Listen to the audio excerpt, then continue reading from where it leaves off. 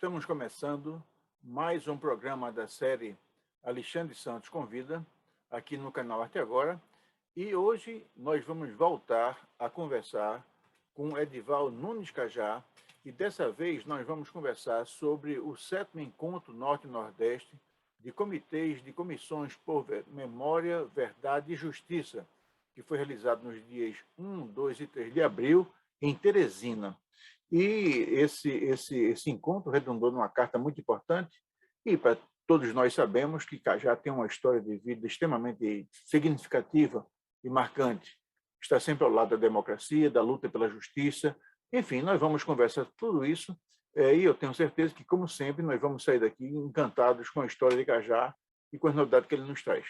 São muitas novidades, existe um livro que deu tempo de eu falar rapidamente, que nós, com algum detalhe, né? Que o eixo principal dessa nossa conversa vai ser o 7º Encontro Norte-Nordeste de Comitês e Comissões por Memória, Verdade e Justiça, José Carlos Zanetti. Esse encontro foi realizado em Teresina, no Piauí, entre os dias 1º e 3 de abril. E esse encontro produziu uma carta. Essa carta eu tenho ela em mãos, mas eu queria que você, antes de a gente comentar a carta, você contasse sobre esse encontro, né? Já é o 7º. Então, eu sei que nada ocorre nesse segmento se não passar pela sua observação. Então, que a gente comentasse primeiro, não apenas o 7º, mas o processo que levou a esses 7 encontros, para depois a gente comentar um pouco sobre a carta, e depois tem muita coisa, porque a gente vai comentar sobre o livro que vai ser publicado em relação a você, que aquilo foi uma coisa espetacular.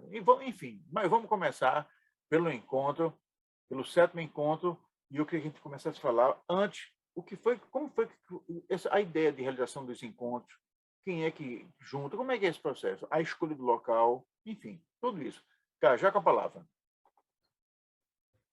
Pois é, meu amigo, produtor, escritor, arquiteto, engenheiro, um homem do bem, Alexandre Santos.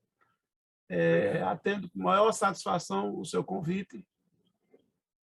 Começando pelo começo, este encontro, o primeiro, aconteceu a partir do primeiro encontro nacional de ex-presos e membros da Comissão de Familiares de Morte e Desaparecidos Políticos do nosso país, que nos reunimos em Cajamar, São Paulo, na área da Grande São Paulo, esta cidade.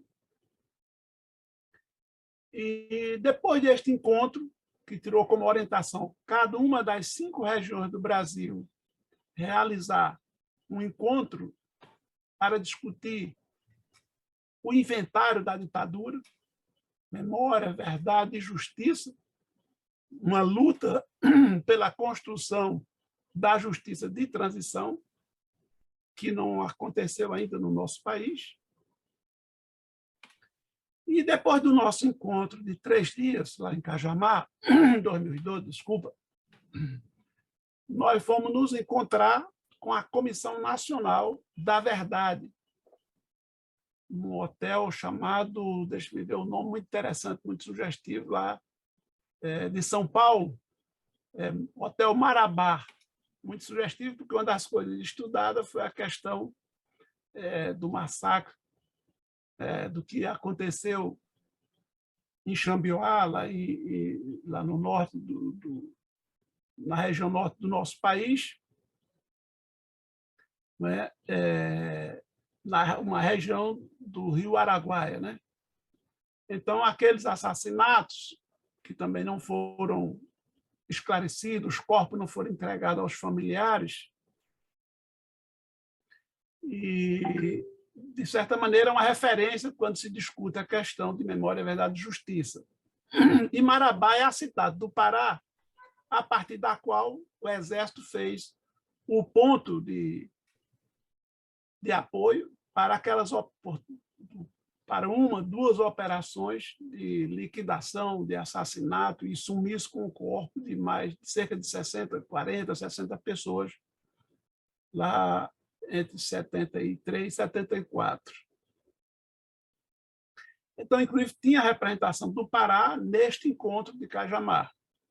De lá nós saímos, nos encontramos com a Comissão Nacional da Verdade, coordenada naquela ocasião pelo José Carlos Dias, ex-ministro da Justiça, também a Rosa Cardoso, que era membro da comissão, uma das coordenadoras. Rosa Cardoso é uma pernambucana, advogada de ex-presos políticos, foi advogada da Dilma Rousseff, lá naquele período da sua prisão, um procurador da República que integrava a comissão. E nesse encontro nós apresentamos o relatório dos nossos dias de encontro, de discussões, de levantamentos, para que a Comissão Nacional da Verdade pudesse ter mais dados nas mãos, compreender, a partir do ponto de vista dos ex-presos, dos sobreviventes das torturas, dos caças da ditadura. Bem, então, depois deste encontro, seja o de Cajamar, seja o da comissão com a Comissão Nacional da Verdade, nós decidimos que cada região ficou decidido realizar, preparar seu encontro, o Sudeste, o Sul, o Centro-Oeste, o Norte e o Nordeste.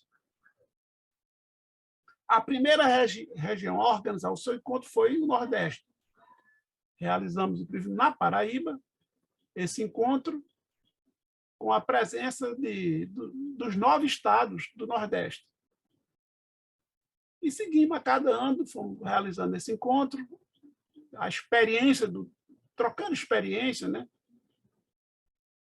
Ajudando a criar as comissões da verdade nos estados e nas instituições, tipo sindicato jornalista, universidades federais, porque estas universidades e outras instituições foram brutalmente perseguidas as pessoas que lá trabalhavam, estudavam, pesquisavam, e tudo isso foi para debaixo do tapete.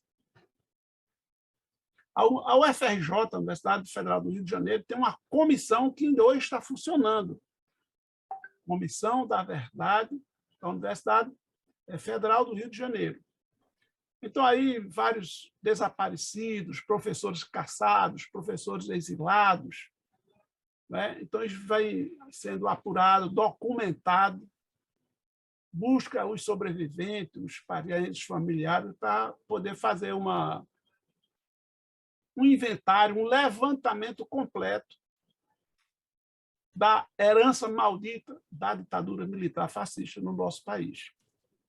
Então, a nossa luta é essa. Trouxemos isso aqui, nós já tínhamos criado o Comitê Memória, Verdade e Justiça de Pernambuco. O nosso nome completo é Comitê Memória, Verdade e Justiça para a Democracia, Pernambuco. E estimulamos a criação desses comitês em todos os estados da nossa região. Compareceu à inauguração, à construção desses comitês. Estive no Piauí, para a sua primeira reunião, estive em Manaus, no Amazonas, para instalar o comitê. Então, nesses diversos estados, passamos a estimular que se organizasse os comitês. E os comitês, por sua vez, passaram a estimular os estados criarem, enquanto instituição do Estado, por meio da Assembleia Legislativa ou por meio do governador, as suas comissões estaduais da verdade. Então, aqui o nosso comitê teve com o Eduardo Campos, para que se pudesse criar essa comissão. Foi inclusive da nossa autoria, do Comitê Memória, Verdade e Justiça de Pernambuco, a sugestão de que se chamasse Dom Helder Câmara, Comissão Estadual da Verdade, Memória e Verdade, Dom Helder Câmara, no que foi aceito. Cumpriu sua tarefa e se encerra. Os arquivos desta comissão estão hoje depositados no Arquivo Público do Estado, na Rua do Imperador. E está se trabalhando e lutando para que se crie o Memorial da Democracia em todos os estados, onde deposite estes documentos para ser consultado por toda a população, estudantes, advogados, historiadores. Então, essa aqui é a ideia. Recentemente, o prefeito e o governador assinaram um documento indicando que o sítio da Trindade será provavelmente a sede deste Memorial da Democracia. Na Paraíba, isso já funciona. O Memorial da Democracia foi instalado no prédio da Fundação José Américo de Almeida. Está funcionando, consultas liberadas, etc. Bem, então fizemos o primeiro encontro na Paraíba, fizemos o segundo encontro, 2 encontros na Paraíba, 3 aqui, um no Rio Grande do Norte, e o penúltimo foi na Bahia, em 2019, em setembro de 2019. Veio a pandemia, e aí nós fizemos um encontro online de todos os comitês, um seminário, um encontro e um seminário online, com várias personalidades debatendo esse problema da justiça de transição, inclusive com o último presidente nacional da comissão da anistia, Paulo Abrão, que depois tornou-se diretor da Comissão de Direitos Humanos da OEA, né, da Comissão de Direitos Humanos desta instituição da América. E assim ele hoje ele está nos Estados Unidos trabalhando em instituições que têm essa meta da retomada da construção das pendências na América Latina sobre a memória, verdade e justiça. Eu não sei se você sabe, Alexandre, mas na Guatemala tem mais de 100 mil desaparecidos políticos. É um país pequeno, mas como é um país que teve um processo revolucionário anterior a todos esses, anterior de Cuba, inclusive. Então, em 1956, o coronel Jacob Arbenz era o presidente da República, um coronel bastante progressista, né? Organizou a reforma agrária e os Estados Unidos fez uma intervenção militar, através do Departamento de Estado, e derrubaram o presidente da República, e foi um assassinato massivo, não foi seletivo, massivo. Então, tem mais de 100 mil desaparecidos na Guatemala. Então, o movimento nacional e continental por memória, verdade e justiça está mapeando os sítios de memória, os locais por onde você pode, para documentar, botar uma placa e ali ficar local de memória. Aqui em Pernambuco nós já temos vários locais mapeados, né? E assim temos estimulado nos estados como material de discussão, de intercâmbio, né, para que todos possam socializar essa experiência e assim os parentes dos desaparecidos possam reencontrar pelo menos os restos mortais dos seus familiares. Ô, Cajá, sim. Eu lembro que em São Paulo, há muito tempo, se descobriu um cemitério clandestino. Eu acho que foi em Perus. A vala de Perus, uma vala comum. Exatamente, exatamente. Naturalmente, isso é um tema que a grande mídia não se interessa muito em divulgar, e eu sei que alguns grupos se aprofundaram um pouco nesse estudo. A exemplo do que aconteceu em Perus, existem muitos outros episódios, muitos outros locais usados pelas forças de repressão para desovar, vamos usar esse termo tão pejorativo, para enterrar os restos mortais de combatentes, de guerreiros da democracia, enfim, existe nos diversos estados, foi mapeado, localizado alguns cemitérios clandestinos? Alexandre, existe sim, com certeza. Nós já temos pistas. Agora, é muito difícil a localização exata, porque eles tiveram 5 anos para apagar as marcas e as provas do crime. As ditaduras brasileiras, latino-americanas, todas elas foram muito menores. A do Brasil foi a mais longeva. E os últimos 5 anos, depois do Geisel, não teve nada, ele não fez nada, já não tinha mais autoridade moral, não é? Você sabe disso. E aquelas grandes manifestações de 1 milhão de pessoas, tudo já ocorreu no governo de Figueiredo. Então, ele ficou ali para ir apagando, para que, com a democracia às portas, não pudesse ter as provas que levassem à criminalização dos assassinos dos torturadores. Então, nós... Pois é. Sim. Cachá, nós chegamos num ponto de conversar com você é uma coisa espetacular. Conversar com você realmente é espetacular, porque você constrói a história e mostra exatamente o que aconteceu. E eu queria voltar a esse ponto que você colocou agora, desse tempo que o regime militar teve para pagar pistas, mas eu queria voltar daqui a pouco, porque eu vou dizer exatamente o que eu queria daqui a pouco colocar para você. É que semana passada, o presidente do Supremo Tribunal Militar se referiu às torturas e tentou minimizar, como se aquilo não existisse, não tivesse nenhum, como se aquilo não fosse importante. Mas antes de a gente voltar a esse ponto, que eu acho que é fundamental para essa nossa conversa, eu queria voltar a conversar sobre o encontro de Teresina. Como é que foi lá? Nós juntamos, eu já li parte da carta, e existem muitas entidades importantes. Aí eu queria saber o seguinte: bom, primeiro, qual é a frequência, ou se existe uma frequência para a realização desses encontros? E por que foi que Teresina foi escolhida nessa vez?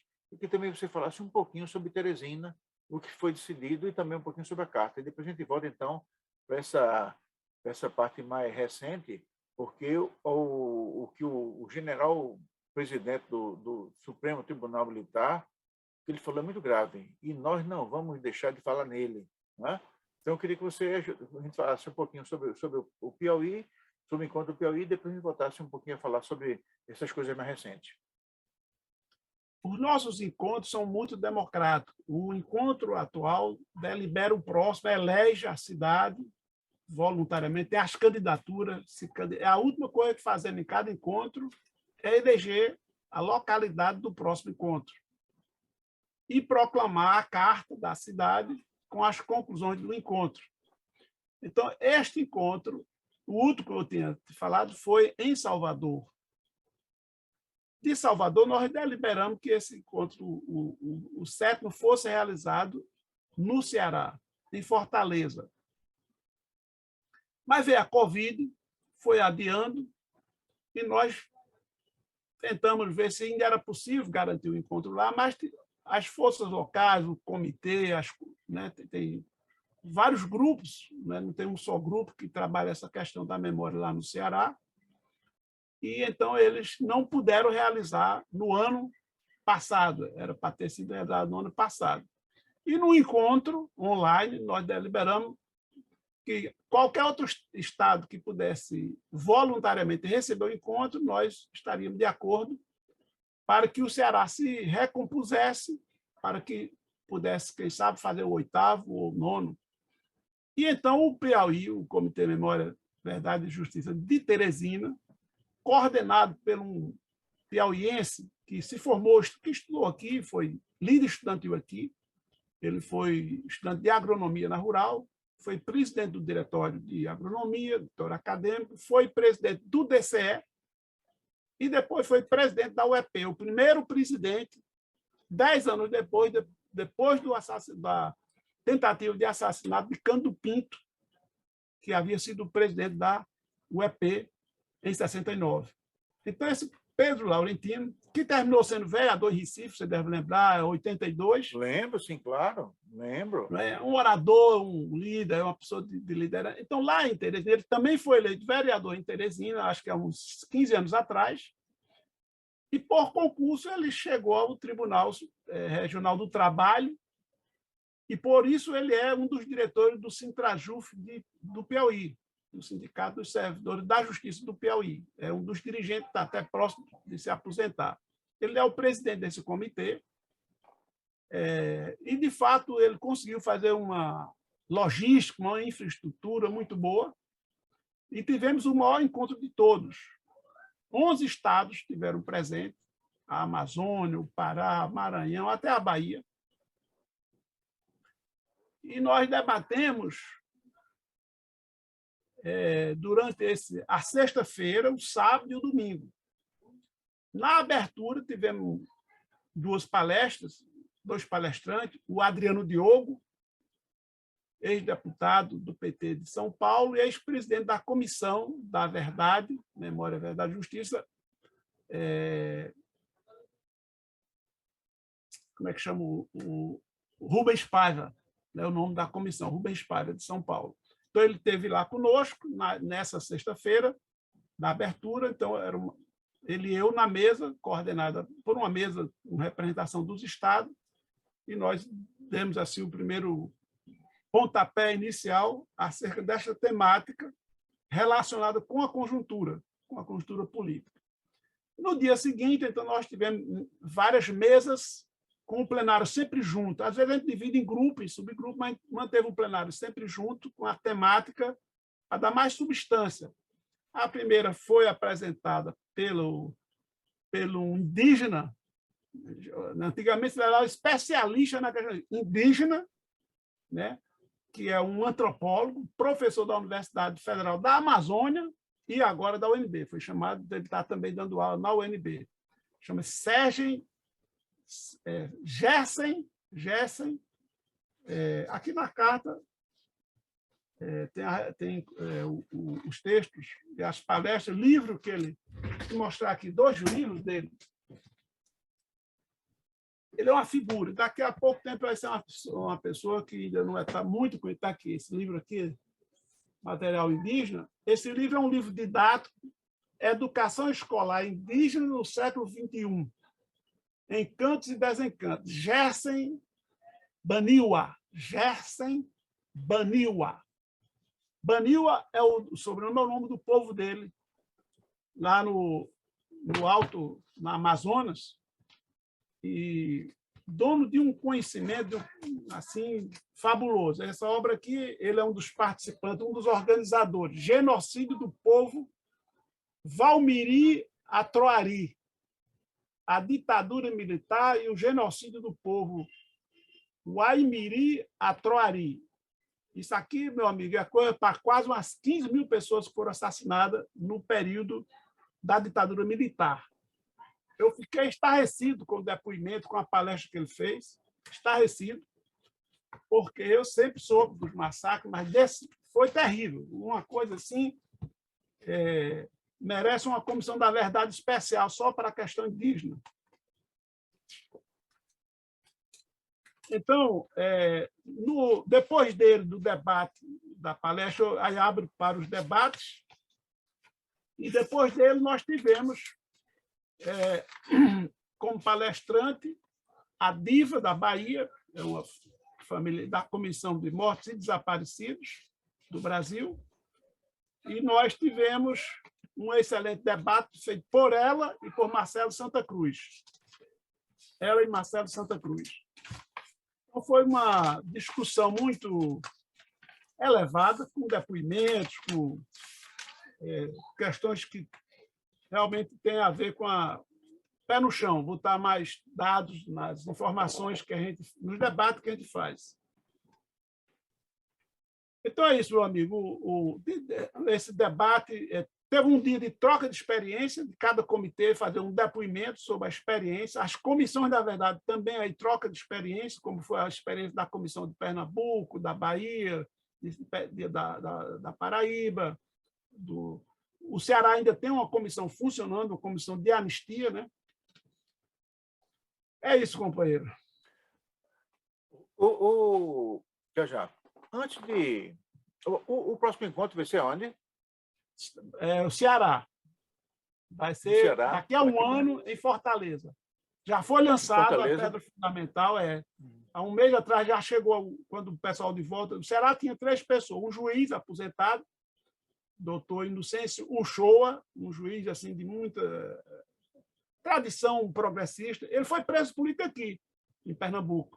Ele foi líder estudantil no Ceará, foi presidente do DA de Direito de lá, que é bem tradicional, o DA de Direito Clóvis Bevilacqua, e nesse período ele foi preso, trazido para cá, torturado aqui, né, e depois tornou-se juiz, né, jornalista, etc. Ele faz parte dessa sociedade de juristas para a democracia. Então estava ele... Alguém que faz muita falta nesse conjunto é o... Meu Deus, você lembra aquela pessoa que foi condenada à morte pelo regime militar? Sim, sim. Esse companheiro está doente gravemente, sem retorno. Ele teve Exatamente. um AVC gravíssimo e está já há 3 anos em cadeira de roda em casa. Ele era um juiz casado com uma É, juíza também. eu tentei conversar com ele, Cajá. Ele é irmão de um grande amigo. E eu tentei conversar com ele para entrevistá-lo no Arte Agora, né? Nesse nosso Mas ele programa. está sem Mas, condições, não fala. infelizmente, Não como tem. você diz, ele não tem a menor condição, ele não está mais em condições. Mas faz muita falta, muita falta. Mas o Faz. importante dizer é que esse pessoal que lutou pela democracia, esse pessoal lutou pelo restabelecimento de um regime de convivência democrática no Brasil, todos são procuradores, são juízes, enfim, eles deram uma vida, né? Eles conseguiram conseguir. Mas, Cajá, uma coisa que você falou quando o presidente Bolsonaro assumiu, ele encarregou uma das pastas principais do governo dele, foi entregue à senhora Damares Alves, e ela mandou rever muitos dos processos que reconheciam a responsabilidade do Estado pelas torturas, e muitas pessoas foram incluídas. Já se conversou em algum desses encontros a situação dessa senhora? Olha, A motivação desse governo de desqualificar o que foi feito? na verdade, ela é uma pessoa uma pessoa que defende os princípios medievais. É uma mulher como presidente, defende aquelas teses negacionistas. E o objetivo dela lá, colocado pelo Bolsonaro, é exatamente cortar estas aposentadorias. Então, já cortou vários. E todos que estavam ainda para ser apreciado e julgado, foi para a gaveta, rasgou, foi arquivado, e passou a julgar os algozes como vítima. Então, vários que nos perseguiram e chegou a ter a vida de vários, então essas pessoas passaram a ter aposentadoria. O Cabo Anselmo, que faleceu há pouco tempo, tinha entrado anteriormente e foi derrotado por unanimidade. Certamente, se ela fosse ele, né, fosse a ela agora, ele teria ganhado uma anistia, né, o direito à anistia. Desculpa. É um antigoverno, né? É um antigoverno. Tudo É ele um faz ao pessoal contrário. extremamente anti-humano.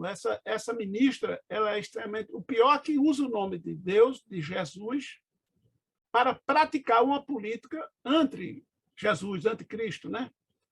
É uma política que é exatamente aquela que o Império Romano adotou contra Jesus. A perseguição, a intolerância, atrocidades. Cajá, e a carta de Teresina? Existe algum ponto assim que você queira destacar? Eu já li algumas coisas da carta, né? Os responsáveis, tal, as signaturas, as entidades assumem a responsabilidade pela feitura da carta, mas você quer destacar assim, algum ponto específico?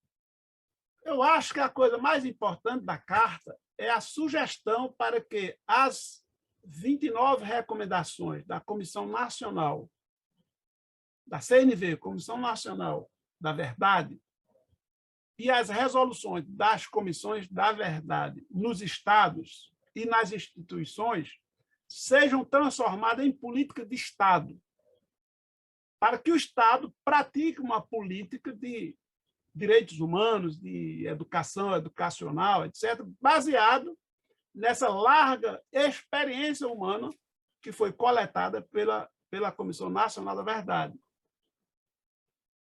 Nesta Comissão da Verdade, se reconheceu pelas provas de que, desde o presidente ditador, o general Humberto de Alencar Castelo Branco, até João Batista Figueiredo, os 5 estão lá como criminosos. São tipificados como pessoas que cometeram um crime perante a justiça de transição. Qual o crime? primeiro, deram um golpe de Estado, rasgaram a Constituição.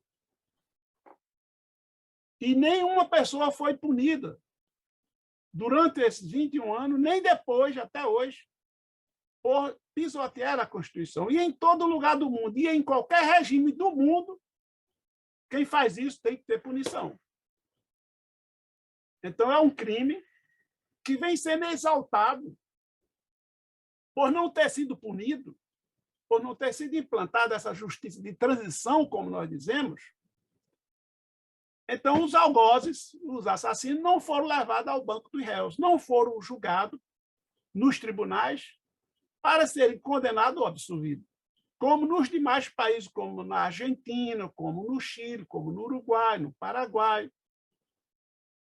Então, a coisa mais importante que essa carta traz é esse encaminhamento, essa sugestão para que o Estado brasileiro e os estados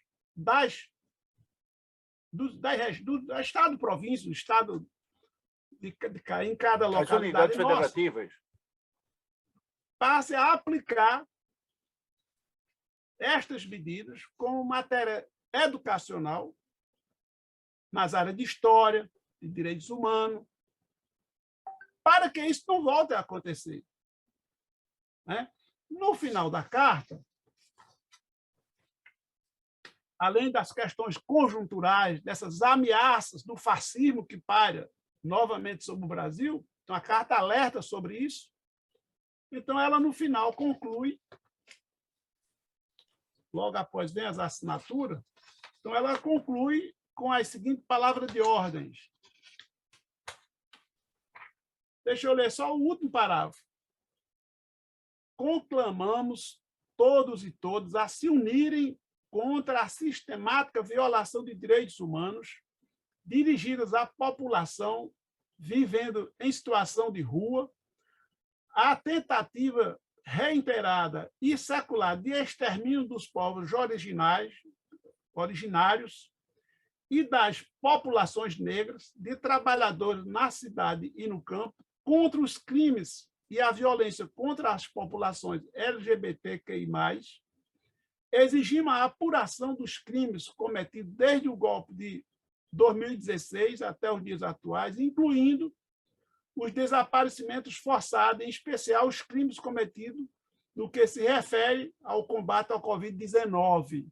Você sabe, já quase 700 brasileiros, né, foram mortos, e destes, segundo os cientistas, 85% foram mortos de mortes evitáveis, poderiam ter sido evitadas se tivesse tido assistência. Outros, já diante das complicações anteriores, então dificilmente teria essa certeza.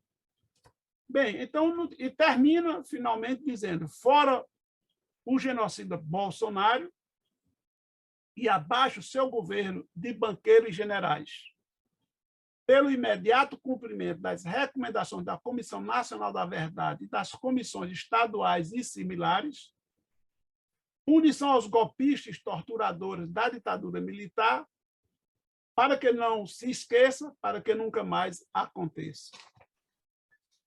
Teresina, perfeito. 3 de abril de 2022. Aí vem a subscrito quase 30 comitês e comissões da verdade. Está marcado, perfeito, portanto, para Fortaleza, o 8º encontro de comitês e comissões Memória, Verdade e Justiça, e tendo ficado responsável para levar essa notícia aos demais cearenses, o juiz Inocêncio Uchoa, a professora Isadora e o presidente da Comissão de Anistia do Estado do Ceará, Wanda Sidor, Francisco Rocha. Então, essas foram as grandes resoluções do 7º encontro. E para repercutir, Alexandre... Sim. Não, falem. Para repercutir, já dando repercussão a esse encontro, veja que coisa interessante, surge uma ideia que já está sendo posta em prática. Cada estado que enviou suas delegações vai organizar um mini encontro para socializar aquilo que foi debatido em Teresina. Isso possibilita com que os militantes de direitos humanos, os integrantes, os demais integrantes dos comitês que não puderam viajar por conta de despesa, por conta de saúde, o que for, terão uma oportunidade de reunir 30, 40 pessoas que vão debater esta carta e a experiência que foi intercambiada, que não está na carta, no decorrer destes mini encontros nas regiões, já preparando o 7º encontro em abril de 2023. Então, já nesse primeiro momento, o Sergipe é que deu a partida.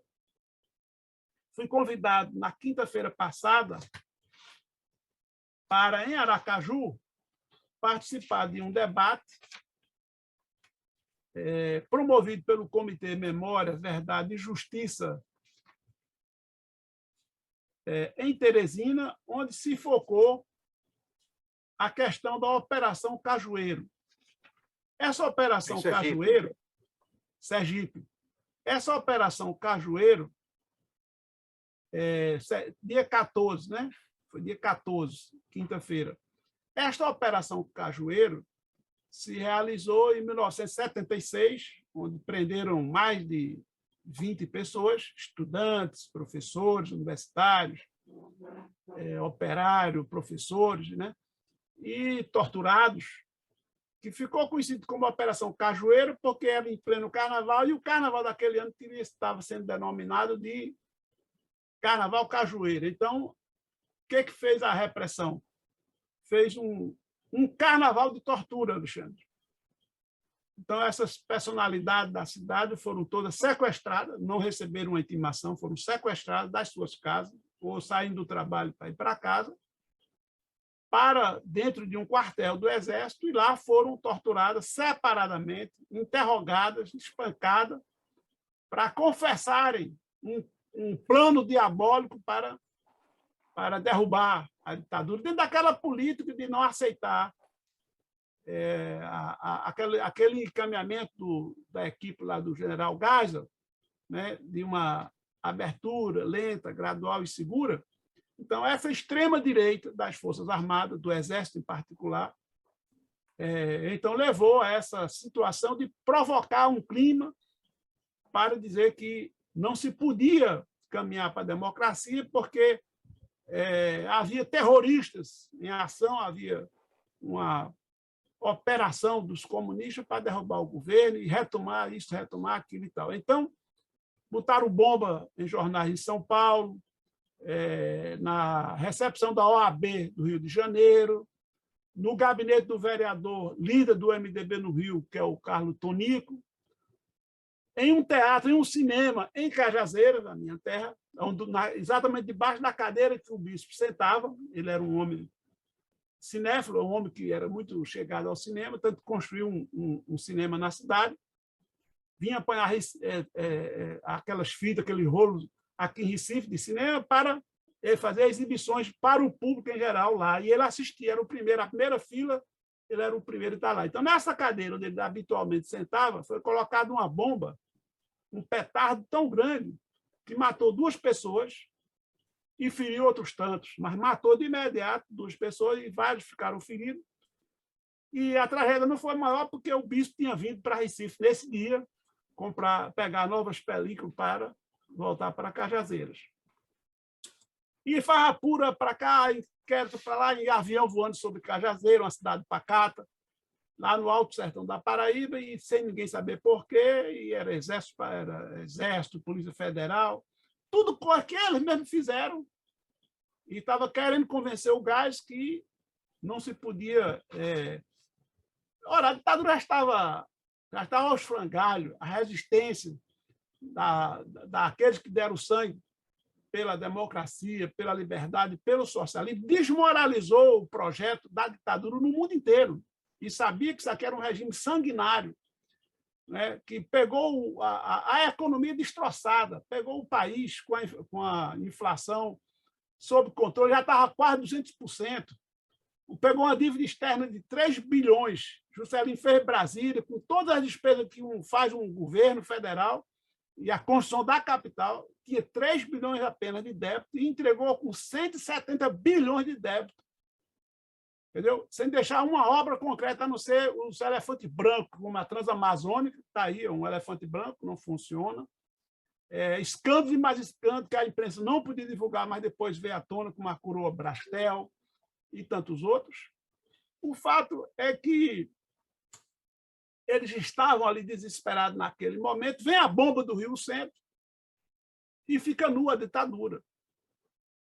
Ainda quiseram dizer que era a esquerda que estava botando a bomba, etc., mas estourou no colo de um capitão, dirigido por um oficial para colocar a bomba, mas houve um acidente de percurso, um acidente de trabalho, e ficou revelado esse lado, não é obscuro, porque o regime inteiro era obscuro, mas esse lado macabro, cínico, mentiroso, de que eles faziam as ações de terrorismo o tempo todo e procurando acusar a esquerda brasileira desses atentados e crimes que eles fizeram. Ô Cajá, o tempo passou, nós tivemos, no início do século XXI, um laivo de luz, quando assumiu a presidência o metalúrgico Luiz Inácio Lula da Silva,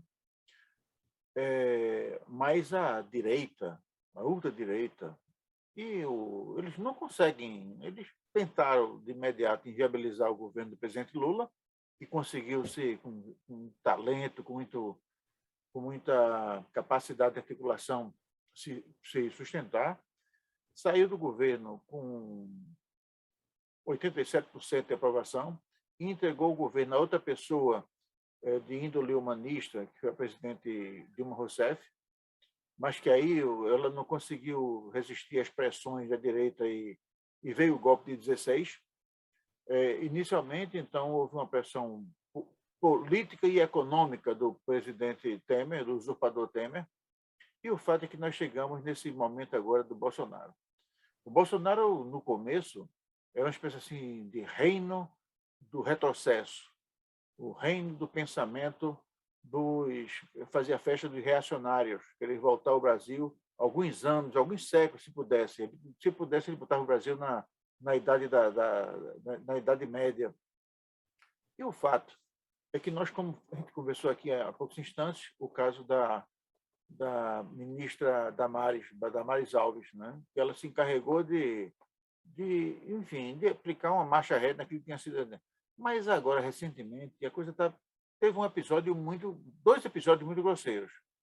Um foi do deputado Eduardo Bolsonaro, filho do presidente Jair Bolsonaro, que, confrontado à informação de que a jornalista Miriam Leitão, me parece que na época ela estava grávida na época, foi colocada numa sala, um quarto, uma sala de torturas, e pernoitou com o quarto nessa sala sem iluminação, e lá se jogou uma cobra.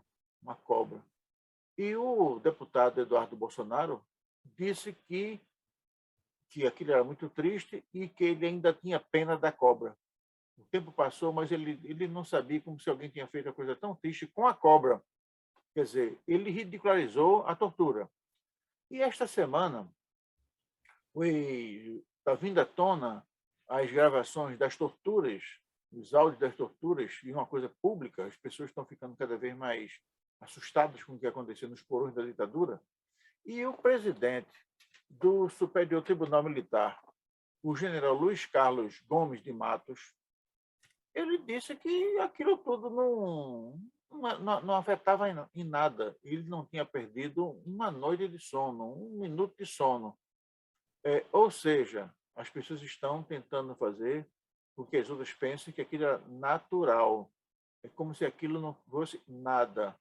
É como se a tortura fosse uma coisa normal, uma coisa banal, quer dizer, banalizar a desumanidade.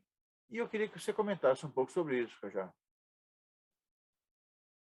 A primeira questão do filho do deputado Bolsonaro, ele está reproduzindo o que o pai já disse. né? Eu acho que tudo isso aconteceu, entrou em cena esse personagem dos mais sombrios da história do nosso país, e posso dizer sem medo de errar, o presidente, o pior presidente, o mais medíocre desde o primeiro presidente da República até hoje, que nós já tivemos. Não há outro. Pior do que esse não há. Agora, por que ele... Não vou explicar mais, né? Porque a sua estupidez, a sua ignorância, o seu namoro com o nazifascismo, essa sua condição de misógino, de homofóbico, o torna um ser humano incapaz de ser gestor da sua casa, quanto menos da presidência da República. Isso é que é o mais grave. Mas você sabe, Alexandre, isso é produto da não aplicação da justiça de transição. Eu não tenho a menor dúvida de que o fato dos governos que se seguiram após na eleição direta, né? Os primeiros que foram de eleição direta, porque Sarney é produto de uma eleição indireta, né? Ele era vice, não foi votado. Então, ele fazia parte ainda daquele pacto das elites, deixando o povo de fora. Depois foi de dizer que era um pacto com a oposição. Não é verdade. Não é verdade. A oposição foi derrotada na anistia, perdeu por 4 votos, que era um projeto de anistia ampla, geral e restrita, com punição aos torturadores. Mas, após o Sarney, entrou um homem que se dizia de esquerda, que era o Fernando Henrique Cardoso. Ele deveria ter feito. O máximo que ele fez foi criar a lei da anistia. A lei da anistia, não, a lei da... Como é que eu digo? Da reparação, que é parte do processo da anistia. Agora, depois dele, veio o Lula, também não avançou nada. Fez a lei da comissão da anistia, em 8 anos de mandato, somente a Dilma que foi botar em prática a Comissão Nacional da Verdade. E ainda assim, uma comissão que não tinha, por exemplo, o poder de polícia. Ela intimava um dos acusados de tortura, ele vinha se quisesse. Ou então vinha para fazer desaforo, como foi o Ustra. O Ustra foi e chegou lá, não respondeu, não esclareceu, só falou para atacar e acusar. Chamou Dilma, chamou a presidente da República de terrorista. Ele não disse que ela foi, disse que ela é uma terrorista. Ou seja, uma comissão que teria que ter... Esse homem tinha que ter saído preso, algemado, daquela comissão. A Comissão Nacional da Verdade, na Argentina, era transparente, transmitida ao vivo pela televisão argentina. O presidente dela é um escritor, que você escutou, conhece bem a literatura da América Latina, Ernesto Sábato. Esse escritor foi exilado. É um progressista. E foi eleito, e foi o presidente. Aqui foi dito que não podia ter ninguém de esquerda, não tem um exilado, nem um ex-preso dentro da comissão. Tinha que mostrar neutralidade, que não podia ter problema com os militares, e que isso poderia dar um mal-estar, e não sei o quê, não sei o quê. Ora, eles são ou não são criminosos? Cometeram ou não cometeram delitos? Se cometeram, você não pode tratar dessa maneira. Tortura é crime. Nem nas leis da ditadura, que fizeram uma Constituição de Croácia, criada e inventada por eles, sem ser votada, está permitido lá a tortura. Nem na Lei de Segurança Nacional permite a tortura. Então, é evidente que eles são criminosos. E crime de lesa humanidade. Você falou de vários lugares, eu falei do cemitério, que o Maluf deu de presente, Maluf, prefeito nomeado por São Paulo pela ditadura, criou um cemitério para ser local de enterrar os perseguidos políticos. E aí, nesse meio também, tinha aqueles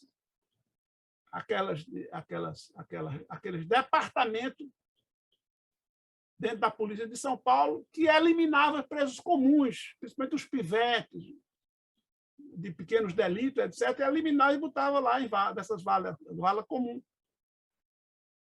E um escritor, jornalista famoso, que você sabe bem quem é, que é o que faz aquele Conexão Repórter, escreveu um livro chamado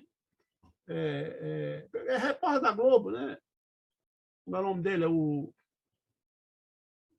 Conexão Repórter, o Caco Barcelos.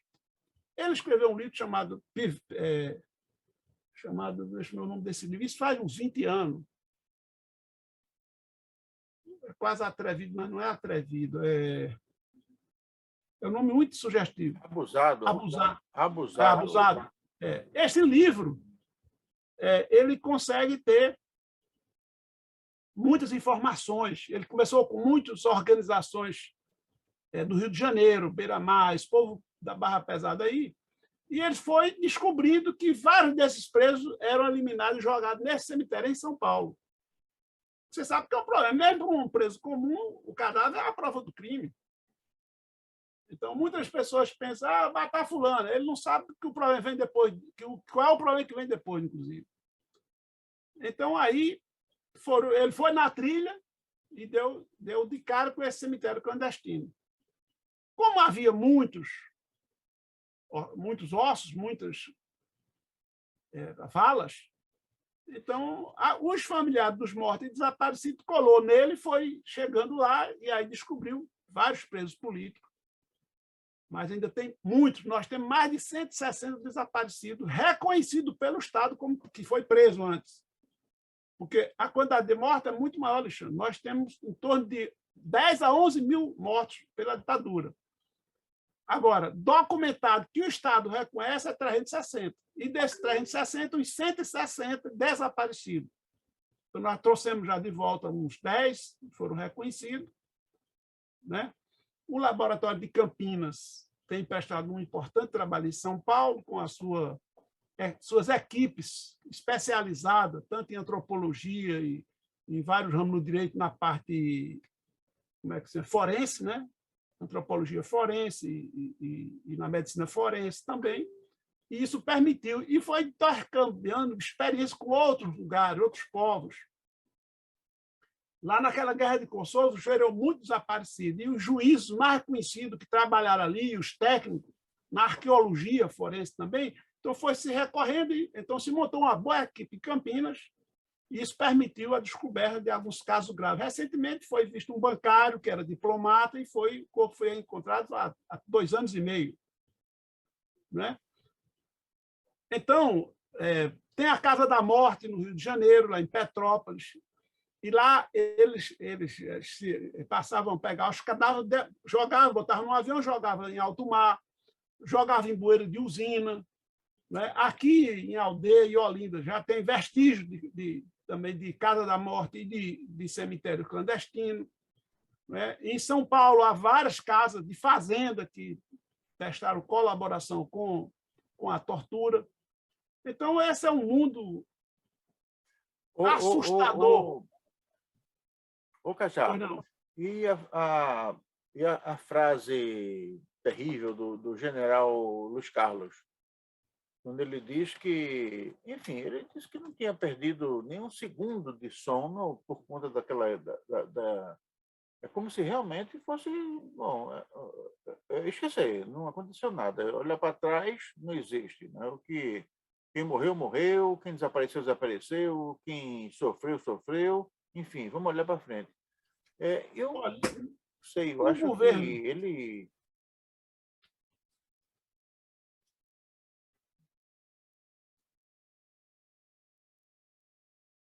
O general, como uma boa parte dos oficiais brasileiros naquele período, sofreu uma lavagem cerebral dos maiores especialistas em tortura, assassinato e sumiço de cadáver. Quem era esse especialista? Estava na Escola das Américas, que funcionava no Panamá. O Damitrion, que era um oficial do Exército e da CIA, esteve aqui no Brasil e em vários países fazendo treinamento com oficiais de como fazer o inquérito, trazer à tona as informações que eles querem. Aí começaram a dar as aulas de tortura. Esse Damitrião foi agarbuzado, foi justiçado no Uruguai, pelos Tupamaros. Ele assassinou um bocado de gente lá, pegaram a pista dele e terminaram ajustando as contas com ele lá. E o outro foi o Paul Assuero, general Paul Assueros. Esse general é um francês, do exército francês, responsável pela tortura na Guerra da Argélia, em 62, quando finalizou a guerra. Vários revolucionários importantes estavam mortos. Porém, me permita lhe mostrar, sempre fica prova, né? Este francês que foi torturado barbaramente e depois fugiu, era um francês que vivia na Argélia, jornalista, poeta, chamava-se Henri Alleg. Esse livro, A Tortura, publicado em português em 59, essa edição, o título do livro é A Tortura.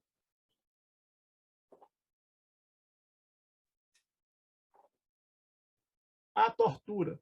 Então, aqui, ele diz como ele foi torturado, quem o torturou, e fala dos seus irmãos, dos seus companheiros, dos argelinos, que para ele era como se fosse irmão deles, né?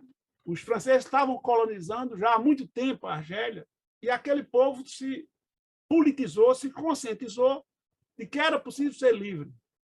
E conseguiram a sua libertação em 62. Mas antes disso, caiu preso, né? Foi sequestrado. Esse francês, muito conhecido, porque era um bom escritor, um grande jornalista, e foi se integrar à causa, né?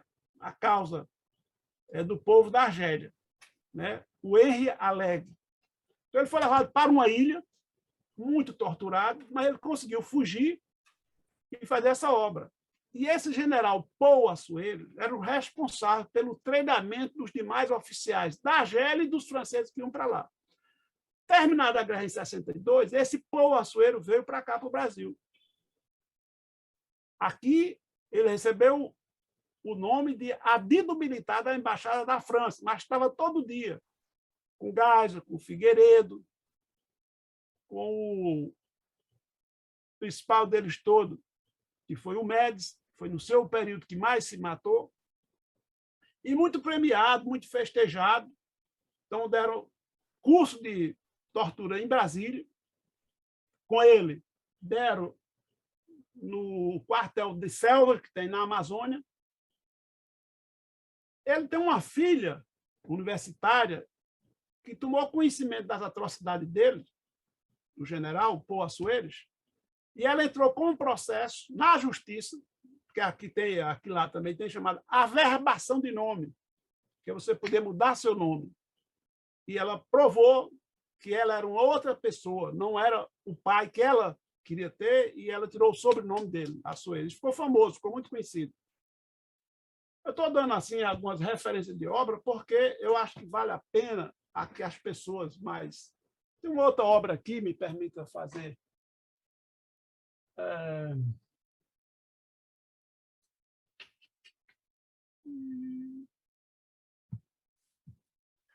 Nós estamos na sequência de uma das conversas mais importantes que o programa Alexandre Santos Convida já teve. Essa conversa com Edivaldo Nunes Cajá, e é interessante porque essa conversa não vai terminar, é claro. Essa conversa nós temos nós vamos ter que fazer uma pequena interrupção no tempo, né? Mas só para vocês terem uma ideia de assuntos que vão ficar pendentes, eu acho. Eu queria depois conversar com o Cajá sobre o livro que vai ser lançado. Cajá está sendo torturado. E você vai à aula? Isso é um livro que vai ser reeditado agora, um livro do professor Everson Malaquias. E também existe um tema muito candente, muito importante, que é a proposta do Exército Brasileiro de fazer um convênio com a Universidade Federal de Pernambuco. E existe muita resistência com relação a esse convênio. Eu não sei exatamente como é que vai ser, dado o adiantado da hora, mas nós vamos conversar sobre, se não conversar hoje, a gente vai conversar num outro momento, mas o fato é que nós vamos conversar porque são dois temas importantes, incluindo esse livro que trata exatamente do momento em que Cajá sofreu uma das grandes injustiças que ele sofreu na vida, né? Naquele momento, foi a luta de Cajá pela democracia no Brasil foi barrada pela prisão, barrada pela tortura, barrada pela ameaça de morte. E eu repito, Cajá só não foi assassinado naquela época por conta da mobilização das pessoas que denunciaram que ele estava sendo preso e que provavelmente iria ser assassinado. Cajá, achou o livro? Achei. Veja, essa obra, deixa eu botar aqui, esta obra é muito importante. É a obra mais importante publicada aqui no Brasil sobre tortura. Então, qual o título? A tortura como arma de guerra. A tortura como arma de guerra. Foi o que foi praticado aqui no Brasil. E o subtítulo é Da Argélia ao Brasil. Como os militares franceses exportaram os esquadrões da morte e o terrorismo de Estado para o Brasil. A escritora é Leneide Duarte Plon. É o nome brasileiro francês, né? Franco-brasileiro. Com o prefácio de Vladimir Safatli, da USP, Safatli. Cuidado para não errar a pronúncia do rapaz, que é um cara de bem. Perdeu o pai e a mãe na luta da resistência armada. Um garoto que criou, como vários outros, perdendo seus pais na luta revolucionária. Então, meus amigos, se fala muito que foi uma dita branda, que aqui no Brasil as coisas não foram tão graves assim. Olha, horrores, banhos de sangue, brasileiros, brasileiras, se passou nos quartéis, na Polícia Federal, sem que o nosso povo soubesse. E quando chegava a morte, então dizia que foi num tiroteio, foi dar voz de prisão a um subversivo, ele correu, passou um caminhão por cima, bota uma placa de um caminhão do próprio Exército e fica por isso mesmo. Então, tudo isso está impune. O erro mais grave de todos esses presidentes eleitos foi não ter levado os assassinos desses nossos compatriotas aos bancos dos réus. Esta impunidade explica o fato de nós termos um criminoso, veja a palavra que eu uso, um criminoso na presidência da República. Olha, se eu falar de crime organizado como coisas muito perigosas no Rio de Janeiro, há muito tempo atrás, todos sabem do vínculo do presidente, do vínculo carnal, de uma relação muito promíscua com o crime organizado do Rio, com as chamadas milícias, que são destacamento de eliminação de seres humanos, quando tem muita informação ou quando diverge dessa política dessa gente. Esse é o homem que está na presidência da República. Então, seus filhos foram formados debaixo dessa lavagem cerebral. Esses oficiais, da qual saiu esse general, fala que a morte é natural, que é assim mesmo que a coisa acontece. Felizmente, é bom registrar, Alexandre, que existem generais lá naquele mesmo Superior Tribunal Militar, STM. Existem generais como o irmão de Zé Américo de Almeida, Reinaldo Almeida, é general, foi, né, já morreu, foi integrante daquele tribunal, e quando um processo chegava à mão dele, ele dizia provas. Se não tivesse prova das ações perigosas para o Brasil, ele arquivava o processo. O voto dele era assim. O Sabem Rembá, outro de São Paulo, Ele aparece em vários deles. Também, se não tivesse prova, ele não dava o voto dele. Então, nesta fita gravada, que aparece o depoimento, o julgamento, a cena em que ele diz: eu não posso estar de acordo, eu não posso dar o meu voto. Isso aqui é um tribunal de justiça, é um tribunal militar, mas de justiça. Não pode ser um tribunal apenas ideológico. Mas, na verdade, isso era uma exceção ou outra. Então, aquele tribunal, por exemplo, foi responsável, no meu caso, eu não quero falar de caso distante, no meu caso, ele foi responsável por viver em solitário o tempo todo. Meu advogado, tanto Pandolfo como o de São Paulo, o de Balpiveta, fez cerca de 3 requerimentos para me tirar do isolamento, para me juntar aos demais presos políticos, e eles não permitiram. E a alegação era que eu colocaria em perigo a comunidade prisional. Quando tinha companheiros, até um com prisão perpétua, outro com não sei quantos anos, e vinham com esse discurso para agravar a minha situação, dizendo que eu não podia estar junto com os outros presos porque ia pôr em risco a comunidade prisional. É uma coisa esse séria. Tribunal, foi esse tribunal. Nós estamos... Quando a gente conversa com o Cajá, a gente sempre descobre que existe muita coisa por ser contada. E por haver muita coisa por ser contada, toda a conversa com o Cajá, ela é atual e é necessária. Infelizmente, nós estamos chegando ao final desse programa por uma questão de tempo. Não é? O assunto existe por aí, tanto existe assunto, que nós vamos deixar alguns assuntos pendentes. Mas hoje, nós iniciamos essa conversa sobre o 7º Encontro Norte-Nordeste de Comitês e Comissões por Memória, Verdade e Justiça, que ocorreu em Teresina no começo do mês. Vamos deixar ainda pendente 2 grandes assuntos, que são exatamente o livro que o professor Everson Malaquias vai reeditar, e o título do livro é um primor. Cajá está sendo torturada. E você vai à aula... A capa do livro. E você vê exatamente a importância. E isso é um texto que nós vamos conversar um pouco mais. Nós vamos fazer uma nova entrevista com o Cajá mais próximo do lançamento. E a pergunta é: se Cajá está sendo torturado, você vai à aula? Mas ainda, se o povo brasileiro está sendo espoliado e você vai trabalhar, você não vai falar, vai permanecer calado? E ainda existe um outro assunto. Esse talvez a gente não tenha nem a chance de falar depois, mas é um convênio que o Exército Brasileiro pretende fazer com a Universidade Federal de Pernambuco para fazer. Bom, de qualquer forma, nós estamos chegando ao final do programa. Eu agradeço bastante, mas muito mesmo a Cajá, meu amigo Edival Nunes Cajá.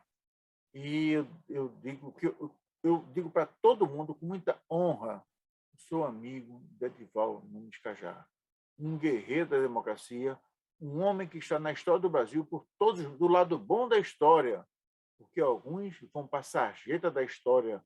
Cajá está ao lado do que existe de melhor na história do Brasil. Cajá, muito obrigado pela luta que você já teve por todos nós. E o canal Arte Agora fica muito feliz em poder apresentar na sua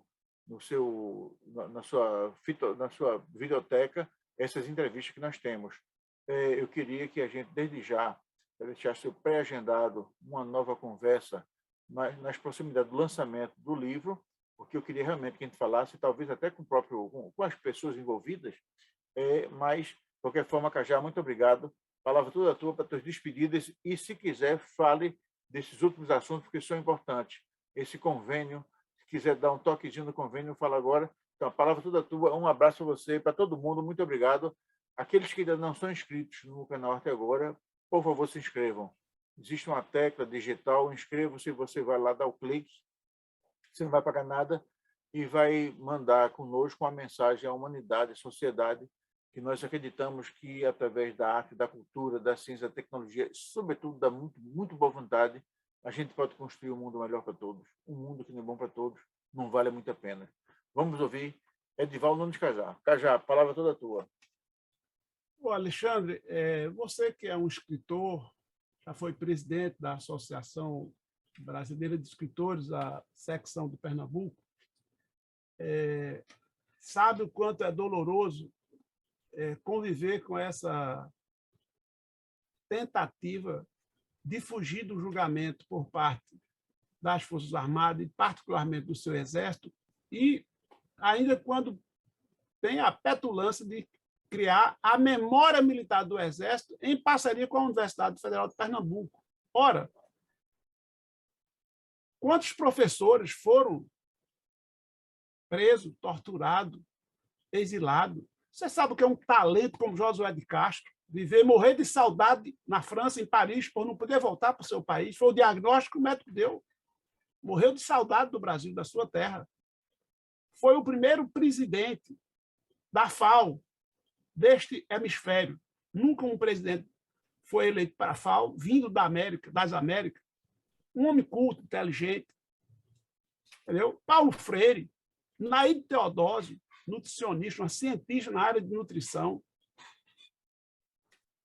Eu citaria aqui dezenas, nós colocamos esses nomes nessa carta, levando ao reitor que não celebre essa parceria, que não faça essa parceria. Está assinado por várias, pelo Comitê Memória, Verdade e Justiça para a Democracia de Pernambuco, na pessoa de Marcelo Santa Cruz, que foi aluno daquela universidade e foi caçado pelo 477, por mim, que fui sequestrado, encarcerado e torturado, e encarcerado em solitária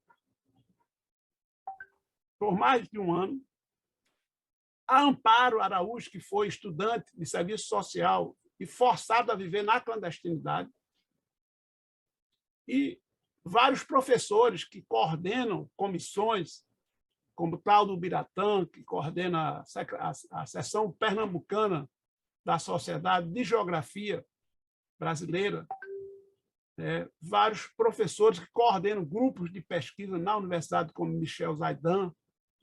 Estaremos em comissão, nesta segunda-feira, entregando esse documento ao reitor para que não faça essa ofensa à memória da nossa universidade. E, pelo contrário, nós vamos solicitar que ele crie a comissão da memória e da verdade da Universidade Federal de Pernambuco. Onde está Humberto Câmara Neto, que era um aluno de medicina? Está desaparecido até hoje. Rui Frazão, onde está? Era aluno da Universidade Federal. Ezequias da Rocha, onde está? E o Exército é cúmplice e não prestou conta ainda, não pediu desculpa ao povo brasileiro por aquele golpe, pelas torturas, por usar a repartição pública da sua instituição para torturar, como ali no 4º Exército, na 13 de maio, na frente da Faculdade de Direito. Ali estava o DOI-CODE, as salas de tortura, ao lado do comando do Estado-Maior.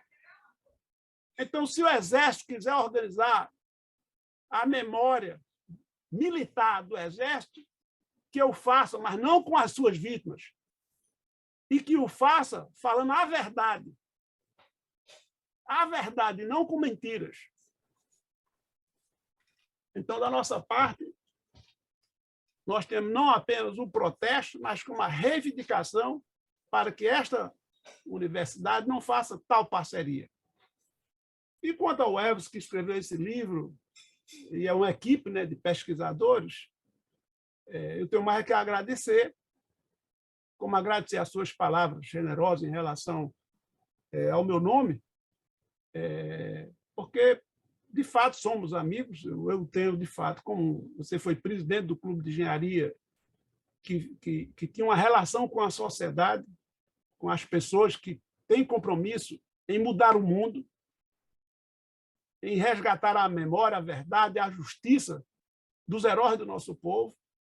Então, aquela casa serviu de debates, né, através da sua gestão, do seu mandato. Então, não é uma devolução da gentileza que você tratou, mas é que, por uma questão de justiça, faz parte registrar a história e as pessoas como elas são, pelo valor que elas têm perante a história da nossa comunidade, da nossa sociedade pernambucana.